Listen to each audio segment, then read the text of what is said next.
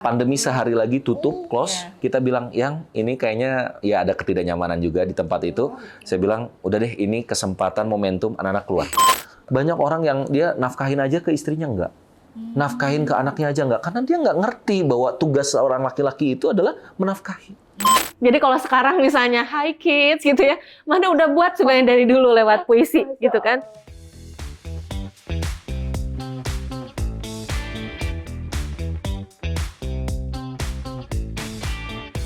Assalamualaikum warahmatullahi wabarakatuh. Selamat datang di rumah Ara.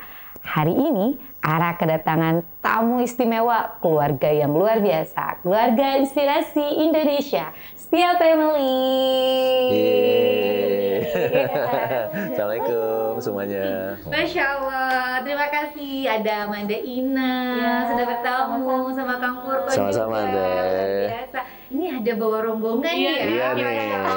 Ini ada yang cantik dan ganteng-ganteng. Ada siapa aja nih Teh Putra Putrinya ya? Iya, boleh kenalan ya? Dikenalin satu-satu ya. Boleh.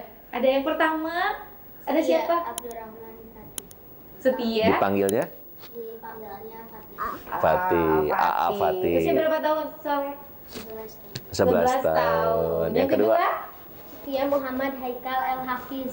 panggilannya Haikal. Kakak Haikal. Kakak Haikal. Ya. Berapa tahun kakak? 10 tahun. 10 tahun. Yang ketiga, ini siapa yang ganteng Keras. juga? El Faruk. El Oh, Faruk. Setia. Dipanggilnya Abdullah. Saif. Abang saya. Abang Saif. Luar biasa. Berapa tahun? Berapa tahun Abang Saif? 6. 6 tahun. Ini yang paling cantik siapa ini? Siapa namanya? Siapa namanya? Setia. Khadijah. Arsha. Salsabila. Berapa tahun? Dua gimana? 2 tahun. Biasa. Ini tergabung di dalam Setia Family. Gimana Setia Family? Setia Family. Oh, ini ya sama kakaknya juga kalau sebenarnya Apet ya. Iya. Oh, luar biasa. Alhamdulillah. Main bareng. Iya. Gimana di rumah? Nah. Gimana nih? Tadi kan ini ya. Silakan ibunya. Bagaimana kayak 4 orang anak di rumah, masya Allah. Iya, AA, kakak, abang, dede, masya Allah, ya seperti anak yang lain lah sebetulnya ya. Ada kelebihannya, ada juga, ya namanya anak-anak sebetulnya itu natural ya. Iya, fitrah ya. Ada namanya sibling rivalry kayak gitu wajar aja sih sebenarnya gitu. Jadi kalau Manda sih di rumah menerapkannya ketika ada sebuah kesalahan ataupun memang misalnya anak-anak membuat sesuatu yang tidak sesuai dengan ekspektasi kita, berarti intinya kita masih punya PR gitu. Jadi oh berarti Manda masih harus mengajarkan ini. Maksudnya jadi ke kurikulum homeschooling kita gitu. Jadi ini berbuat homeschooling. Homeschooling. Menarik ya. Gimana? Mengapa ini Manda sama Kang Purkon ini Setia Family ini memilih homeschooling untuk putra putrinya? Sebenarnya kita itu udah pernah sekolah dua anak ini. Ya adalah di sebuah sekolah Islam ya, gitu ya. Nah kebetulan waktu itu momentumnya pas pandemi. Oh iya. Pandemi sehari lagi tutup, close. Kita bilang, yang ini kayaknya ya ada ketidaknyamanan juga di tempat itu. Saya bilang, udah deh ini kesempatan momentum anak-anak keluar. Kita buat aja kurikulum homeschooling Setia gitu ya. Saya direction kayak gini-gini, saya sebagai kepala sekolahnya atau apa ya, mungkin pembinanya ya. Manda sebagai kepala sekolahnya, kita ada guru-guru juga gitu, kita siapin guru-gurunya, dan guru paling utamanya adalah ibu bapaknya. Gitu. Misalnya leadership, entrepreneurship, Quran itu saya. Kalau Manda misalnya apanya Manda? Tauhid, adab, keterampilan, masak. Itu macam-macam itu di Manda. Jadi yang lainnya misalnya akademis, tapi alhamdulillah Fatih sama Haikal tetap dapetin ijazah sama rapot ya. Jadi kita udah didaftarkan ke di sekolah fleksi yang memang mengadakan jatuh. ujian Cariin untuk kakak. para homeschooling. Jadi kita ikut ujiannya aja, tapi nggak ikut pembelajarannya. Jadi mereka udah punya NISN juga. NISN. Jadi nanti usia SD berarti ya. Iya, udah punya ijazah juga. Nanti lanjut rencana homeschoolingnya sampai di SMP, SMA atau gimana rencana homeschooling? Kita diskusi lagi nanti. Oh iya. Karena tapi intinya Dievaluasi lagi ya gitu. dievaluasi, tapi intinya ingin pas kuliah di luar negeri. Masya Allah. apa-apa. Menarik sekali ya, Manda dan Kang Furqon. Ini berarti homeschooling, kemudian berarti ini parenting yang selama ini diterapkan di keluarga Manda, gitu ya. Ini bisa menjadi contoh juga sebetulnya ya, Manda ya, untuk keluarga Indonesia semuanya. Jadi selama ini rujukan nih Manda, rujukan parentingnya kemana nih Manda? Kan kalau ada parentingnya kalau misalnya mazhab ini atau apa gitu ya. Kalau Manda sama Mazhab setia kita. Jadi kita punya mazhab sendiri. Iya, kita ceritakan mazhab setia. Ya sebenarnya gini ya, kembali ya rujukan kita itu Al-Quran dan Sunnah sudah lengkap sebetulnya. Di situ tuh bahkan kalau kita mau ngambil teladan, siapa teladan kita? Ya Rasulullah SAW. Ketika Manda mempelajari berbagai macam metode pendidikan gitu di Indonesia maupun di dunia, kembali lagi ke hadis-hadis Rasulullah, itu Rasulullah banget gitu. Jadi jangan dulu lihat ke yang lain deh, mending berarti kita yang memang kurang hasanah, kurang membuka hadis-hadis Rasulullah, bagaimana keseharian Rasulullah gitu ya. Contohnya ketika mengelola emosi, itu ada Rasulullah, itu hadisnya tuh ada gitu. Kemudian bagaimana mendidik anak-anaknya, memeluk cucu-cucunya, itu ternyata ada. Jadi Dan ya kalau ngomongnya kita setia sih, pakai spiritual, emosional, nanti diceritain lah oleh kakak karena itu masuk ke buku ya. Cuman gini Teh, kalau dibilang siapa sih inspirasinya, semua adalah guru kita. Kita pernah bahkan dulu masih punya Fatih Haikal, udah belajar sama Gen Halilintar. nah iya betul. 6 bulanan lah kita coaching langsung tentang bagaimana cara mendidik dan yang lain. Belum terkenal beliau belum. Terus juga kita belajar, baru mau launching buku bahkan beliau gitu ya. Terus kita juga belajar sama banyak hal ya, banyak siapapun. Kita juga mempelajari yang 10 bintang Al-Quran itu. Terus juga banyak banget lah Ustadz Haris Santosa almarhum dan yang lain. Akhirnya meracik dan kita punya konsep sendiri yang tadi bilang setia gitu. Karena tadi banyak krisis orang itu dia sukses di sininya tapi dia lemah di sininya, dia sukses di sininya. Nah, kita buat kurikulum sendiri, kurikulum setia yang ya nantilah kita bisa eksplor gitu ya. Masya Allah, jadi diracik dari segala macam, dari kelebihan dan yang dari berbagai ilmu, tokoh dan lain sebagainya, dan teraciklah setia. Nah, setia ini apa ya kalian nih? Siapa yang mau menyampaikan? Penulisnya. Oh, Masya Allah. Penulisnya. Penulis cilik kita nih. Dipanggil Kakak. Kakak yang pertama. Ini kakak. Kakak Haikal katanya. Gimana ini ya? Paham ya? Nah, coba ceritakan gitu. Iya, Kakak Haikal coba bisa diceritakan nggak? Apa itu setia? Namanya ada setianya juga kan semuanya? Iya, semuanya setia. Gimana? Silakan. Setia itu adalah S-nya adalah spiritual power. Spiritual power adalah kekuatan spiritual. Misalnya kita sering beribadah, Ya kemana? Ke Teteh juga boleh. terus sholat 5 waktu, Baca Quran dan lain sebagainya. Siap. Yang kedua adalah pakai gerakan. Emotional power. Emotional power. Emotional power adalah kekuatan emosional. Misalnya kita jarang marah atau sering tersenyum dan selalu bahagia. Siap. Yang ketiga adalah True financial power. True financial power adalah kekuatan true finansial. Misalnya kita mempunyai banyak uang atau investasi, tabungan, dan lain sebagainya. Yang keempat adalah intellectual power. Intellectual power adalah kekuatan intelektual. Misalnya kita cerdas dalam bidang apapun. Kita jago matematika, terus berpikir kreatif, sering baca buku, dan lain sebagainya. Yang terakhir adalah action power. Action power adalah kekuatan action. Beraksi.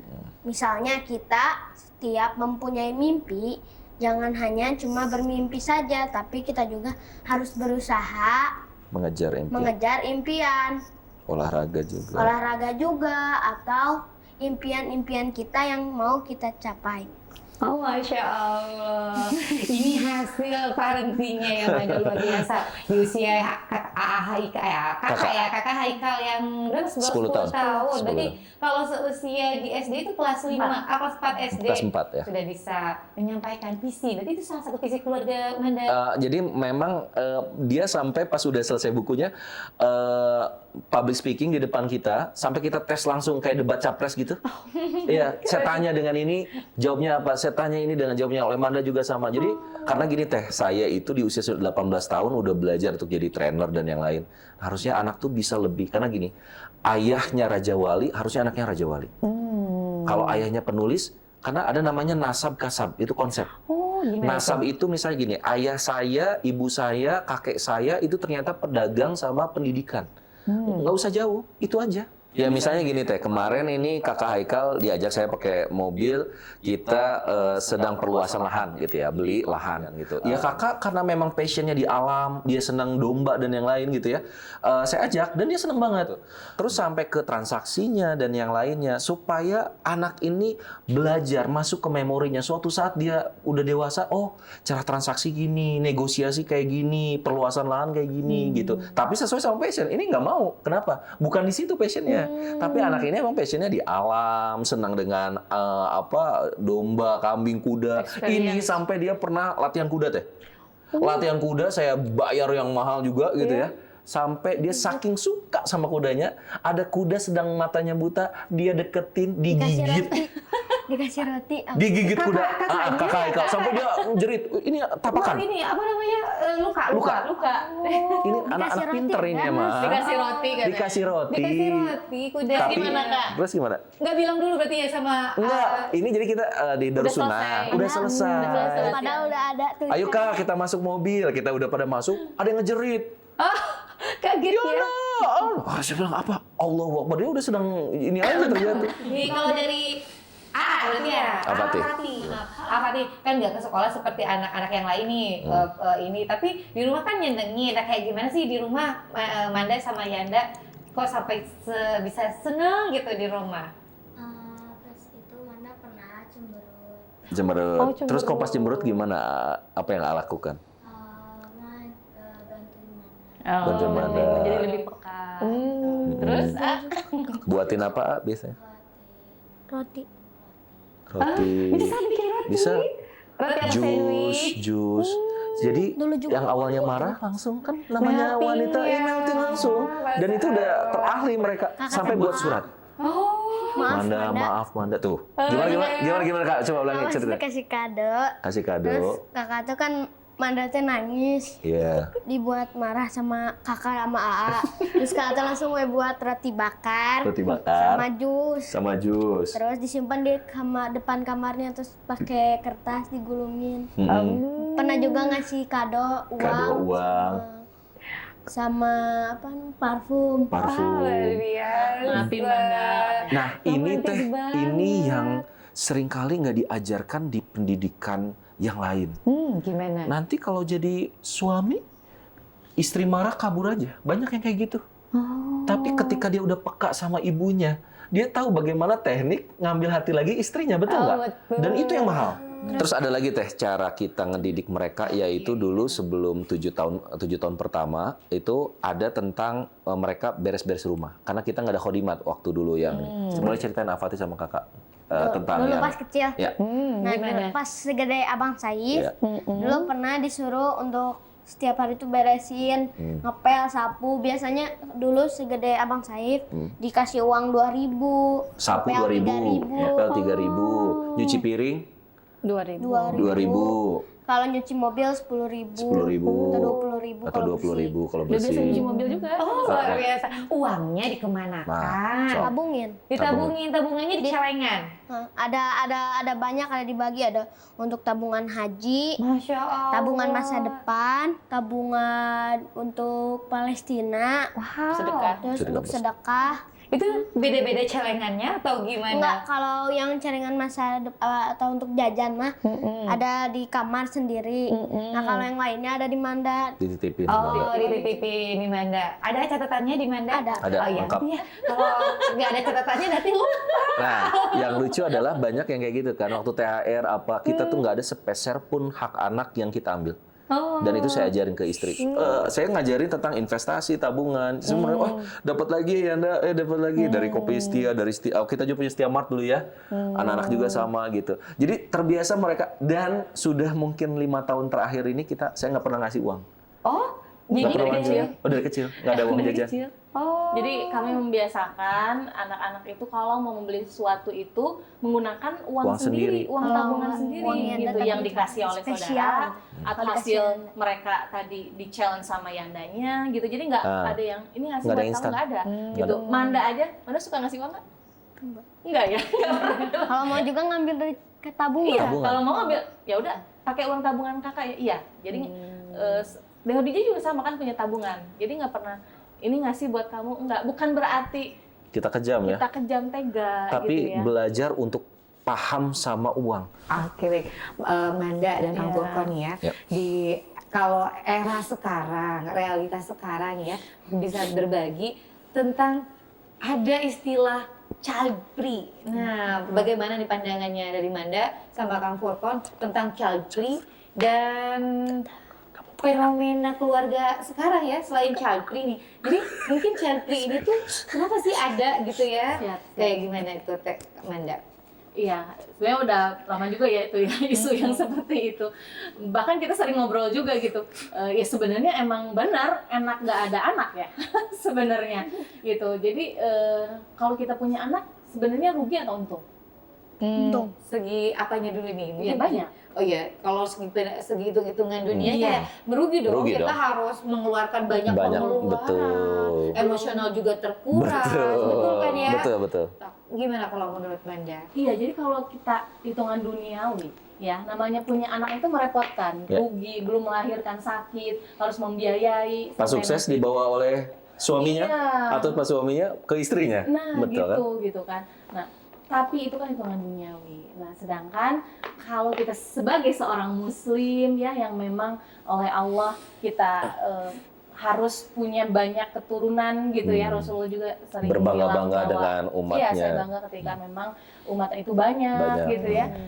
Kemudian kita juga jangan melahirkan generasi yang lemah gitu kan. Dan ketika kita memang seorang muslim, ya berarti itu sebuah perintah dari Allah yang memang harus kita jalankan. Makanya anak itu adalah amanah sebagai tabungan akhirat kita. Ya, saya ada tambahan teh. Jadi gimana? saya pernah ketemu sama seorang ustadz ya, ustadz ini masya Allah. Kamu mau bantu Islam nggak? Kamu mau bantu Indonesia nggak? Saya apa sih maksudnya gitu ya? Saya bilang nikah punya anak 5 Minimal.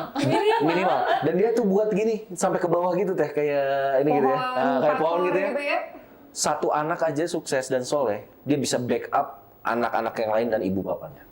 Jadi kan saya kalau cuma satu atau bahkan child free, maaf ya, nanti kalau kamu udah tua, siapa yang ngurus kamu di panti jompo? Banyak kan sekarang di Jepang tuh yang udah 1 tahun, 6 bulan, 3 bulan baru tahu, bau busuk. Karena nggak ada yang ngurus. Banyak teh. Sampai sekarang rumah-rumah tuh ada jutaan rumah di Jepang yang kosong. Itu ngeri gitu loh. Susah banget cari anak gitu loh. Di jalan di sana ya, Susah, di karena jalan-jalan tuh nggak ada yang bawa stroller atau di taman-taman nggak ada. Yang adanya orang tua yang masih kerja.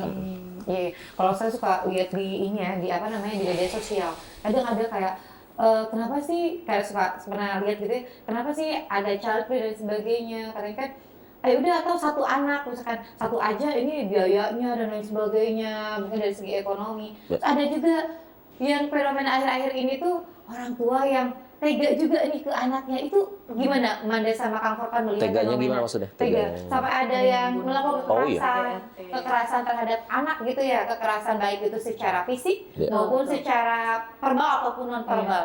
Kalau Manda melihat itu kayak gimana? Iya, ya emang mengerikan ya kalau ngelihat berita sekarang, apalagi dengan cepatnya informasi sebetulnya. Mungkin dari dulu udah ada. Udah ada mungkin ya. Cuma karena cepatnya informasi, jadi semakin membuat orang tuh jadi worry juga gitu ya. Oh benar ya seperti ini. Ya kita kembali lagi gitu ya, memegang bahwa gimana sih kembali Allah memerintahkan Rasulullah, mana megangnya itu gitu. Rasulullah mencontohkan kita memperlakukan anak seperti apa, anak memperlakukan orang tua seperti apa gitu kan. Kalau misalnya bicara tentang yang penting misalnya satu juga tapi berkualitas. Nah, kalau kayak gitu nggak akan ada selesainya sebenarnya. Kita mesti punya kualitas dan kuantitas. Setuju, Ya. setuju. Jadi nggak bisa mengkotak-kotakan. Islam itu kafah, Islam itu menyeluruh, ya. Semua aspek dibicarakan. Ketika kita membicara anak juga, ya kualitasnya bagus, ya kuantitasnya juga lebih banyak, lebih bagus dong, gitu Betul, ya. betul. Tapi ya kembali sesuai dengan kesepakatan suami dan istri. Betul. Gitu.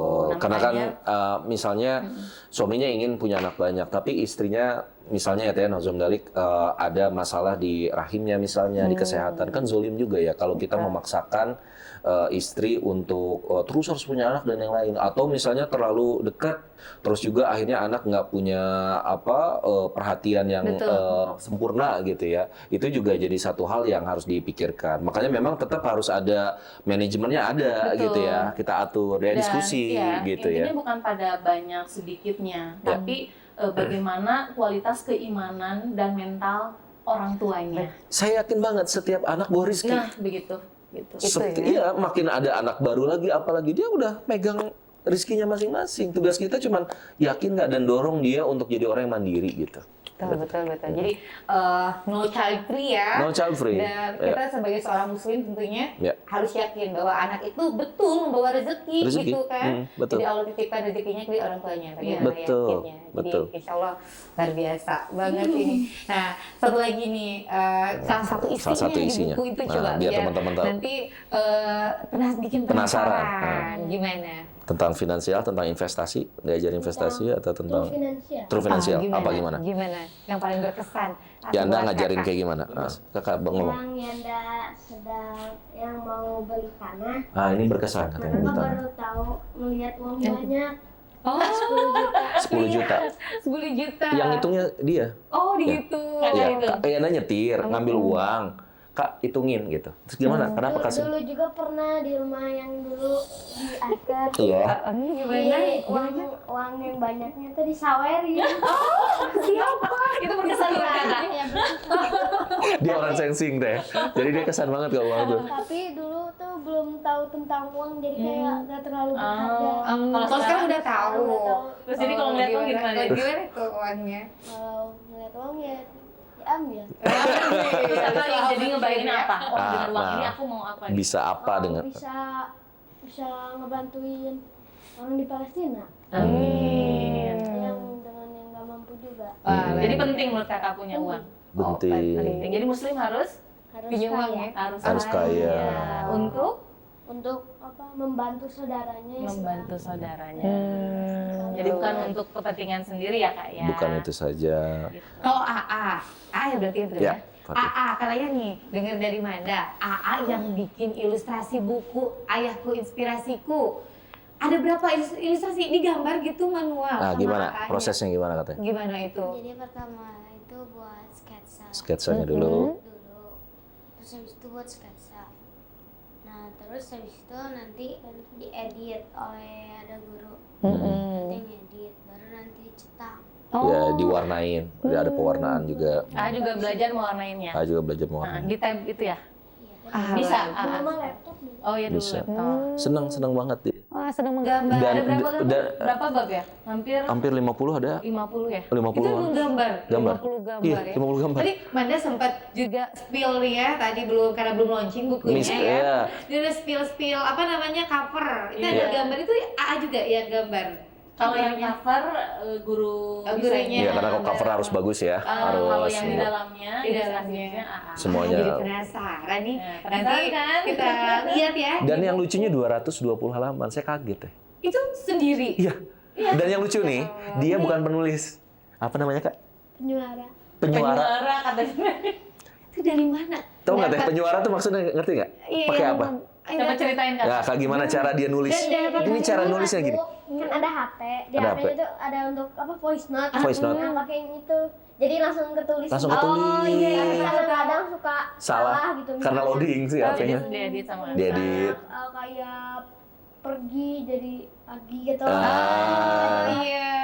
Jadi selama 2 bulan ini proses pengerjaannya. Setiap hari berapa tulisan harus dibuat? 3. Nah, setelah 3 tulisan bisa dibuat, baru dia boleh screen time 30 menit. Atau boleh main di luar. 2 bulan ada ya? 2 bulanan. Setiap hari 3 tulisan, misalnya 3 gambar. Alhamdulillah jadi juga.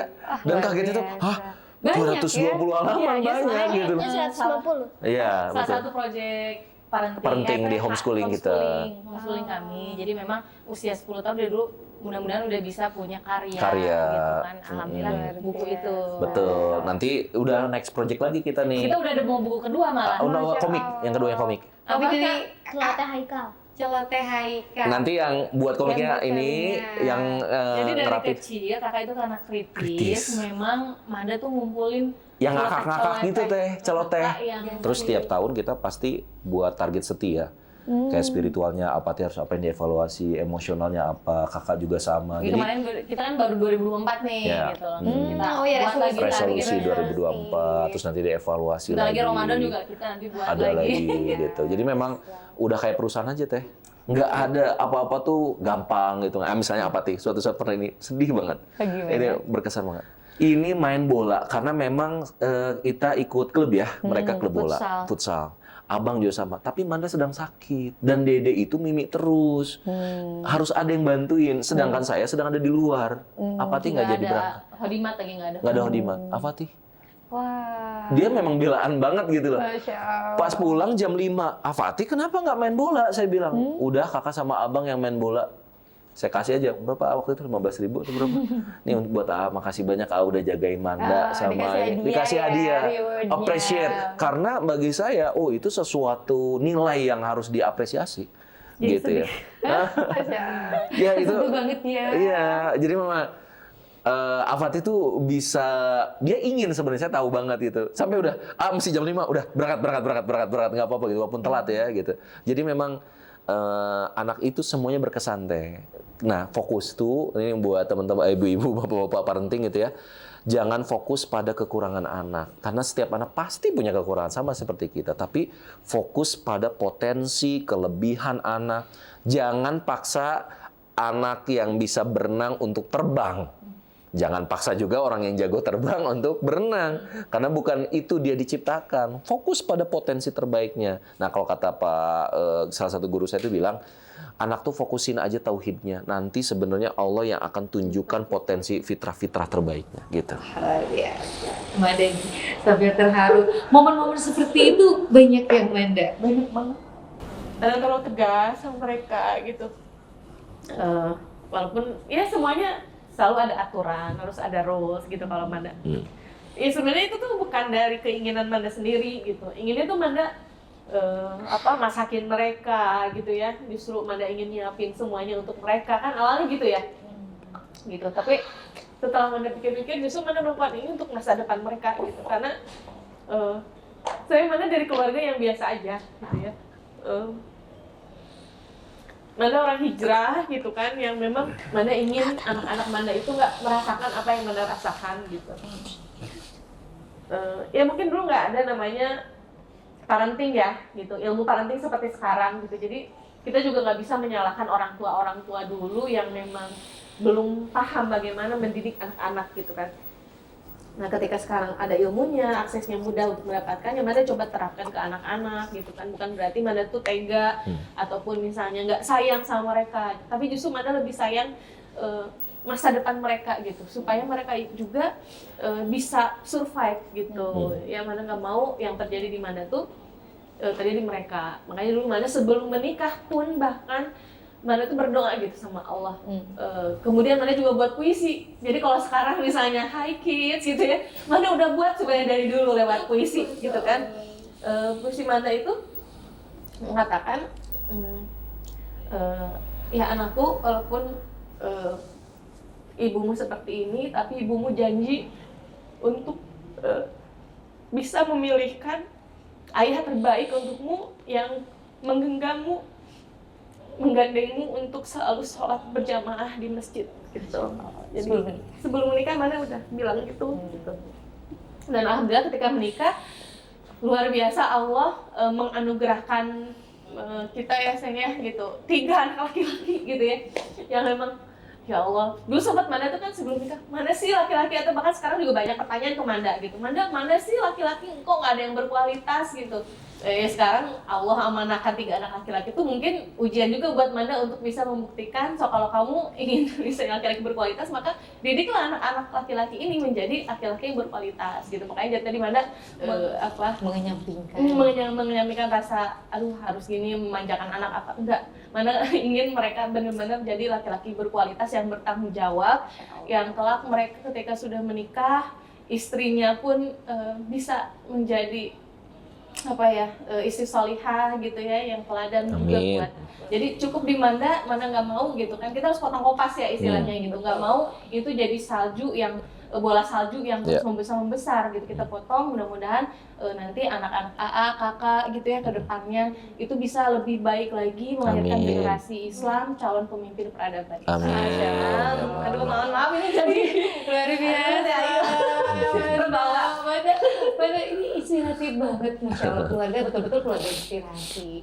Jadi setiap keluarga, setiap orang tua itu kan pasti inginkan yang terbaik, pasti inginkan yang terbaik untuk anak-anaknya gitu kan. Kadang kita tuh harus seperti dalam tanda petik tega gitu ya. Betul. Bukan untuk siapa-siapa. Ini untuk kebaikan. Betul. Untuk kebaikan. Dan nanti mungkin kita juga ngerasa ya dulu kenapa orang tua tuh gini. Tapi setelah kita dewasa kita kalau orang tua kita nggak gitu, kita nggak tahu jadi gimana. Betul ya, mudah-mudahan insya Allah ini semua yang Manda sama Kang Furqan lakukan insya Allah itu tertangkap baik oleh anak-anak gitu ya. Amin. Jadi nambah anak laki-laki lagi. Ini kan udah menjelang ya 3 tahun lagi mau 40 tahun kan.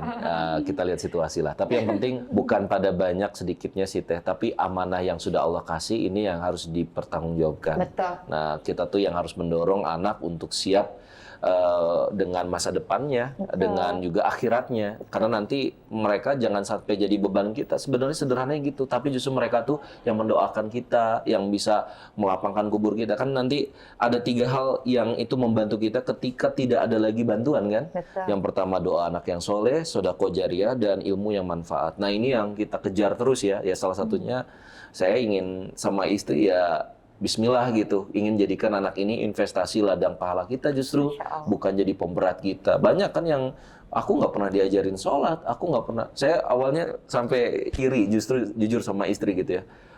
Juz 30 nih mereka oleh Al-Fatih, kakak oleh Manda gitu. Aduh, saya dapat pahalanya di sebelah mana gitu ya. Makanya mulai dari juz 29, 28 itu udah mulai Anda, apalagi kan udah punya dede bayi, jadi agak susah tuh, subuh berat. Ya saya yang, karena nanti kalau mereka ulang-ulang terus, ya mereka harusnya itu jadi investasi pahala buat ibu bapaknya gitu. Jangan sampai nanti banyak pahalanya ustadznya.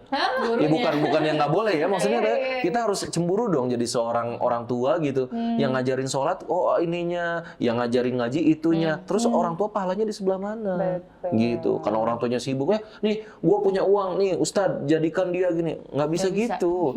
Ada menurut saya tuh yang nggak bisa diwakilkan, yaitu peran jadi seorang ayah, peran jadi seorang suami, peran jadi pengusaha masih bisa ada wakil direktur. Betul. Tapi kalau peran nganterin anak, ngobrol sama anak itu nggak bisa diwakilkan. Sama suami jadi istri suaminya nggak bisa diwakilin.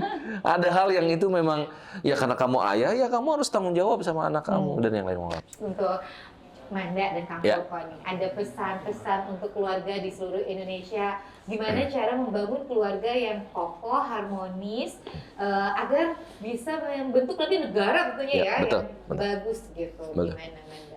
Ya, jadi untuk keluarga Indonesia, ayah, bunda, umi, abi, atau apapun namanya itu ya, gitu, mesti memiliki visi keluarga yang memang itu nggak bisa sama dengan yang lain. Jadi kita tuh nggak bisa membandingkan keluarga ini dengan beda-beda gitu ya. Jadi harus punya visi misi keluarga yang spesifik. Nah, dan jadikan keluarga itu tadi partner, gitu, partner menuju surga Allah gitu dengan kendaraannya tadi sesuai kapasitasnya, sesuai bakat, minat, kemampuannya masing-masing. Insya Allah ketika kita punya visi, kemudian kita juga menjalankannya menjadi partner yang memang have fun gitu ya, nggak terbebani juga, punya target tapi tetap santai menjalaninya. Insya Allah kita bisa menjadi keluarga yang sakinah, mawadah, warahmah, dan insya Allah kedepannya akan membangun peradaban Islam di Indonesia ini. Masya Allah. Dari Kang Furqan. Ya, kalau dari saya tadi mungkin saya ulangi lagi quotes dari guru saya gitu ya, bahwa kalau mau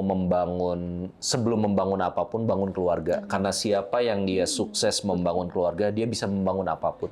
Jangan sampai kita kabura maqtan indallah antakulu ma taf'alun. Kita amat besar kemurkaan gitu ya, yang kita ngomong tapi kita nggak melakukan. Dan kuncian terakhirnya adalah ku anfusakum wa ahlikum naro. Jadi mulai dari jaga diri, jaga keluarga. Apalagi kalau kata guru saya sekarang udah nggak zaman lagi yang gede jamaah atau apa, tapi mulailah jagain pintu rumah masing-masing. Jangan sampai, karena sekarang pintu rumah aja udah dibobol oleh HP. Betul. Kita nggak tahu apa yang ditonton oleh anak, kita nggak tahu juga apa. Banyak sekarang kehancuran generasi dari tontonan dan yang lain. Maka jagain, bentengin dia dengan iman, bentengin dia dengan ilmu. Dan kuncinya tadi betul kata istri saya, komunikasi. Ya, dengan komunikasi yang lancar. Dan tentunya nih yang terakhir, ayah hadir. Hai ayah, hadir dan kau adalah nakoda bagi keluargamu. Jangan sampai akhirnya susis, suami sian istri. Istri yang akhirnya mendominasi, suami yang diam saja. Itu berarti ada masalah di qoamah. Maka jadilah ayah yang menjadi pemimpin, menjadi inspirasi. Terakhir kalinya adalah kesuksesan kita tuh parameternya seperti apa? Sederhananya gini, kalau anak perempuan, dia akan bilang, aku ingin punya suami seperti ayahku. Kalau seorang anak laki-laki, dia bilang, nanti kelak kalau aku punya istri, aku ingin istriku seperti ibuku, bagaimana mendidikku dan menyayangiku. Mudah-mudahan ini jadi inspirasi buat kita semua, dan kita juga nggak sempurna sayang ya. Kita mohon dimaafkan, dan makasih nih udah diundang di Rumah Hara. Makin berkah menginspirasi keluarga yang ada di Indonesia. Terima kasih keluarga. Apa dipanggilnya Setia Family. Gimana tadi? Setia itu apa? Bareng-bareng yuk. 1, 2, 3. S, spiritual power. E, emotional power. T, true financial power. I, intellectual power. A, action power. Masya Allah. Barakallah, Tunun. Iya, sama-sama tuh ya. Manda, Iya, Kang Furqan. sama-sama. Insya Allah sangat menginspirasi. Siap. Sekian. Assalamualaikum warahmatullahi wabarakatuh. Waalaikumsalam warahmatullahi wabarakatuh. Dadah. Dadah.